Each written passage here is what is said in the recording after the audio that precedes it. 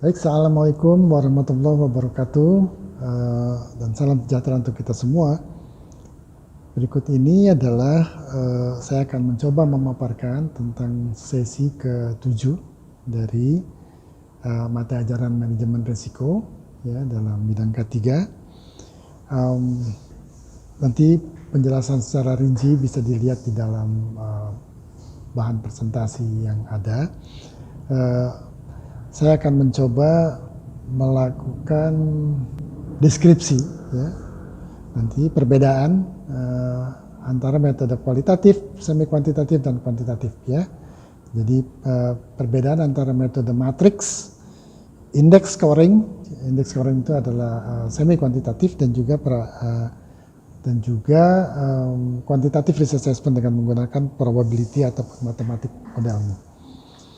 Nah, kita mulai dari pengertiannya dulu bahwa metode matriks ini adalah satu model sederhana berbentuk matriks ya, yang membuat ranking risiko berdasarkan nilai probabilitas dan konsekuensi dari satu kejadian atau proses. Ya. Once kita tentukan level of probability-nya dan kemudian level konsekuensinya, maka kita bisa menentukan di dalam matriks tersebut area level of risk-nya.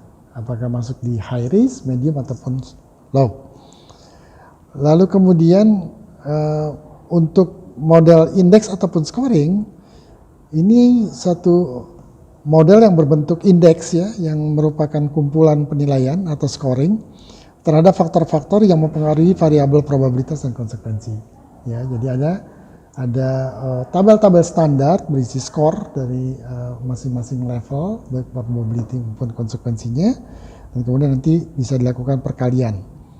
Sementara model mathematical atau probability atau quantitative risk assessment-nya, nah modelnya berbentuk formula matematik yang lebih kompleks dan berdasarkan analisis risiko secara kuantitatif, ya, terhadap data-data kejadian kegagalan di waktu yang lalu.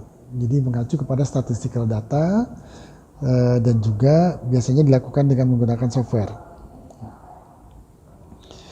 Lalu kemudian pada metode matriks ya, variabel probabilitas dan konsekuensi diberi ranking seperti high, medium, and low ya, atau diberi ranking angka seperti 1, 2, 3, 4, dan 5. Sementara di metode semi kuantitatif atau index scoring, setiap faktor yang berpengaruh terhadap risiko diberi bobot dalam kisaran nilai ya, minimum dan maksimum skor sesuai dengan kriteria yang merujuk kepada standar peraturan berlaku ataupun tabel standar dari standar yang digunakan.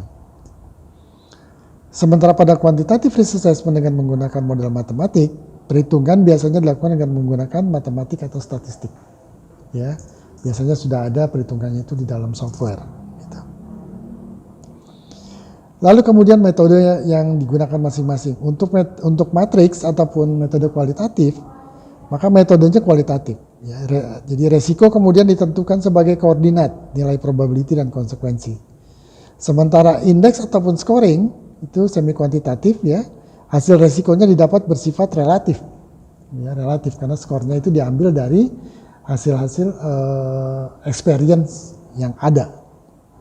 Sementara quantitative risk assessment menggunakan statistik atau event atau fault tree analysis ya, dan hasil yang didapatnya bersifat absolut. Sekarang kita lihat dari ketiga metode ini keterbatasannya masing-masing ya. Untuk metode kualitatif akurasinya dianggap lemah karena apabila tidak berdasarkan data-data kuantitatif. Ya.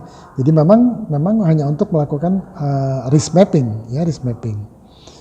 Kemudian pada metode indeks atau scoring, ya penilaian seringkali dinilai terlalu subjektif, ya karena dilakukan secara profesional, judgment. Sehingga bila data tidak tersedia maka dilakukan professional judgment, sehingga sering dianggap sebagai satu metode yang sangat subjektif, ya. Kemudian pada metode quantitative risk assessment keterbatasannya adalah biayanya tinggi. Ya, biaya tinggi dan membutuhkan waktu yang lebih lama karena analisis dilakukan pada setiap faktor yang berpengaruh ya, pada variabel probabilitas dan konsekuensi, dan seringkali mengalami kesulitan bila data-datanya tidak lengkap. Inilah keterbatasan dari masing-masing metode ya. Oleh karena itu di dalam implementasi manajemen risiko, ketiga metode analisis risiko ini, baik metode matriks atau kualitatif, kemudian metode indeks atau scoring, metode semi kuantitatif, dan metode matematik atau quantitative risk assessment, ini ketiga-tiganya diintegrasikan, ya, dan sekuensial. Dilakukan dulu yang kualitatif, kemudian semi kuantitatif, dan kemudian jadi kualitatif untuk risk mapping, kemudian risk ranking dengan semi kuantitatif, dan kemudian dihitung secara absolut dengan menggunakan quantitative risk assessment. Nah, sekarang setelah kita tahu keterbatasannya, maka keunggulannya apa? Keunggulannya pada model matrix, biayanya rendah dan segera bisa memberikan gambaran umum mengenai level of risk yang ada sehingga dapat dijadikan sebagai masukan pada proses pengambilan keputusan. Oleh karena itu model ini juga disebut sebagai decision making analysis model. Itu metode kualitatif. Nah, kalau pada metode indeks atau scoring, keunggulannya adalah biayanya rendah, cepat memberikan gambaran umum mengenai level of risk, dan lokasi-lokasi berisiko mana yang ada di sepanjang di sepanjang proses operasi. Kemudian komprehensif dan terpadu, karena menggunakan data-data kuantitatif terhadap seluruh faktor yang mempengaruhi risiko. Gitu ya.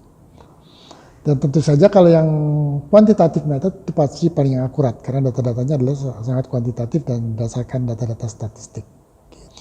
Itu barangkali yang bisa kami sampaikan pada sesi ketujuh ini. Mudah-mudahan secara rincinya nanti bisa dilihat di dalam bahan presentasi.